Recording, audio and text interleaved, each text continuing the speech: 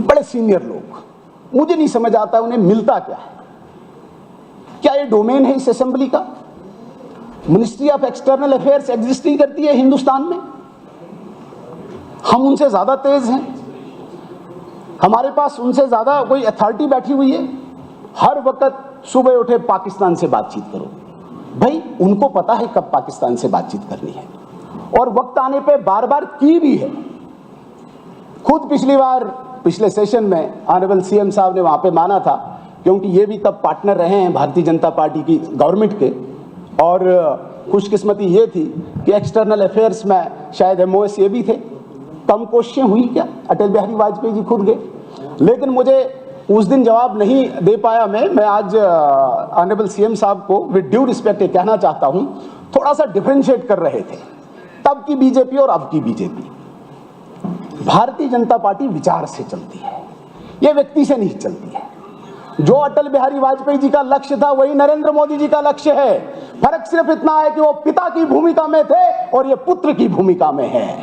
इसलिए honourable CM साहब, हमें उस वक्त भी वही निशाना था जो नरेंद्र मोदी जी का था, और आज से 3 पीढ़ियों बाद भी वही निशाना होगा। हमने इस देश को, हमने इस राष्ट्र को सर्वप्रथम माना है। वो अटल बिहारी वाजपेयी जी ने भी माना और मोदी जी ने माना। लेकिन शायद सीएम साहब इसलिए जस्टिफाई कर रहे थे, कश्मीर में होड़ लगी हुई है, पीडीपी का कोई भी कार्यकर्ता खड़ा होकर ये एनसी वाला बीजेपी के साथ मिला है, एनसी वाला बाजू फोल्ड करके ये पीडीपी वाला बीजेपी से मिला है, सजाद साहब बीजेपी से मिला है। आज पूरे कश्मीर की पॉलिटिक्स बीजेपी के इर्द गिर्द घूम रही है। तो ये लाजमी है सीएम साहब को तो धोना था? नहीं, तब की बीजेपी जब मैं था वो अलग थी, आज की बीजेपी अलग है। नहीं, बीजेपी वही है। बीजेपी एक विचार से चलती है, विचार से बनी हुई एक पार्टी है। ज्यादा देर नहीं चलेगी। चलिए आजमा लीजिए। आपका केजरीवाल तो झाड़ू लेके चला गया, आप भी नहीं दिखोगे। केजरीवाल तो चला गया। मैं कहना चाहता हूं, मैं 2-3 चीजें स्पष्ट करना चाहता हूं। आप सर यहाँ पे पीएसए की बात आई, हमारी बहन ऑनरेबल मेंबर शमीमा जी पीएसए लगा रहे हैं। कौन लगा रहे हैं? किसने लगाया? 1978 में किसने पीएसए लाया था?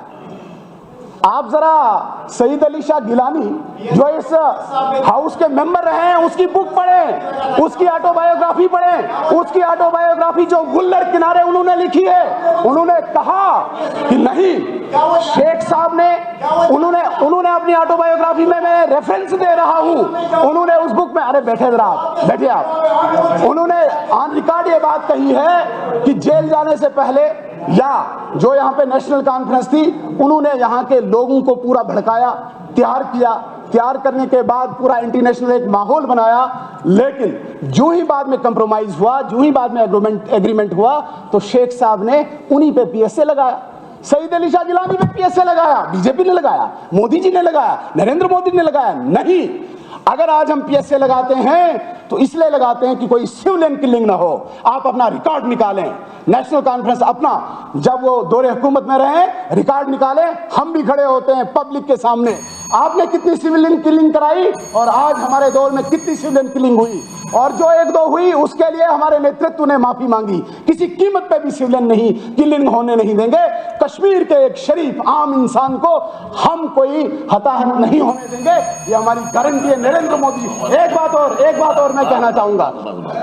No time. मैं एक बात इस पूरे हाउस को कहना चाहता हूं। साथियों, जितने भी यहाँ पे पीएसए की बात करने वाले हो, आप केवल उन 200-400 लोग जो पीएसए में हैं उनकी बात करते हो।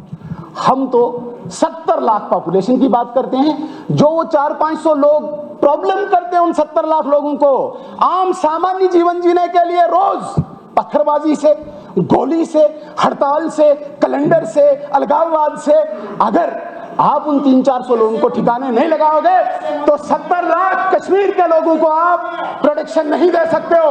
एक और बात मैं कहना चाहूंगा, महबूबा मुफ्ती साहिबा की सरकार थी, महबूबा मुफ्ती साहिबा, अरे बैठ जाओ नीचे, अपने भाई को देखो। मैं बताना चाहूंगा, महबूबा मुफ्ती साहिबा की सरकार थी। जब 2016 की किलिंग शुरू हुई, हम उनकी सरकार के हम उनकी सरकार के पार्ट थे। हमने जाके उन्हें बताया कि अगर इस वक्त जम्मू कश्मीर को बचाना है तो आपको इस वक्त फोर्स का इस्तेमाल करना होगा। आपने इस वक्त 100 से 150 लोगों को जेल डालना होगा। लेकिन उन्होंने कहा नहीं, मैं नहीं डाल सकती, मुझे हुर्रियत नाराज हो जाएगी, मुझे जमात इस्लामी नाराज हो जाएगी। और नतीजा ये रहा, 125 किलिंग्स हुई। 125 किलिंग्स के लिए 125 किलिंग्स महबूबा मुफ्ती साहिबा को मंजूर थी, लेकिन 150 लोगों पर भी ऐसे साहब की सरकार चली 2010 में। अगर इन्होंने भी ऐसे मिसक्रेंट्स को, ऐसे अनासीर को अगर जेल में डाला होता तो कम से कम 110 लोगों की किलिंग नहीं हुई होती। Thank you. आप तशरीफ रखिए शर्मा जी, आप तशरीफ रखिए।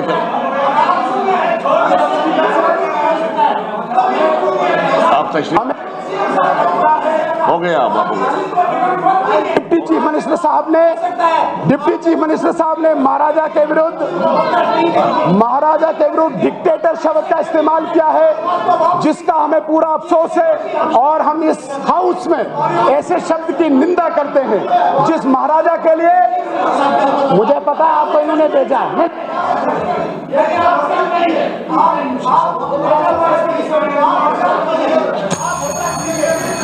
आप कंक्लूड करें।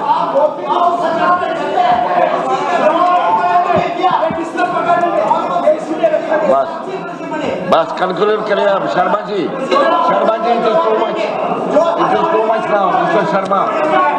सुनील जी आप तशरीफ। यहाँ पे कहा गया एक लास्ट सवाल, मीर सैफुल्लाह साहब ने कहा कि नहीं, कुर्बानियां सिर्फ नेशनल कॉन्फ्रेंस के कार्यकर्ताओं ने दी।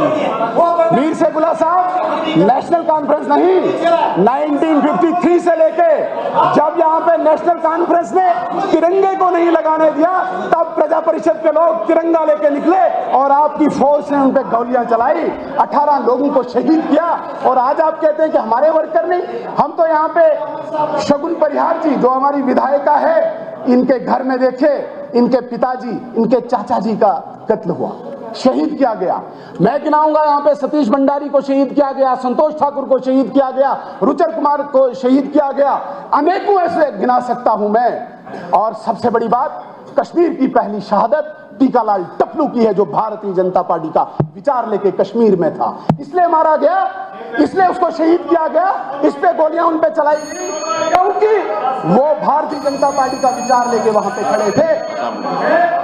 बस आप please conclude now, please conclude. It is too much now. Use किया है महाराजा के प्रति, आपको अपॉलॉजी लेनी चाहिए इसके लिए, क्योंकि पूरा डोगरा समाज, पूरा जम्मू का समाज इस चीज को कभी एक्सेप्ट नहीं करेगा।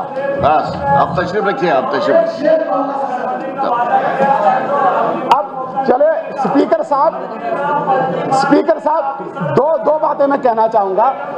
वैसे भी आपको हमारी पार्टी से बैर है, इसमें आपने बिल्कुल क्लियर कर दिया कि यहाँ इस तरफ देखेंगे नहीं। मुझसे वैसे ही कोई पर्सनल आपको दुश्मनी है, जो आपको टाइम की मुझे किल्लत दिख रही है। अब लास्ट पे मैं एक शेर कहूंगा, हमारे शहर में कुछ लोग अब भी बाकी हैं, हमारे शहर में अब भी कुछ लोग बाकी हैं।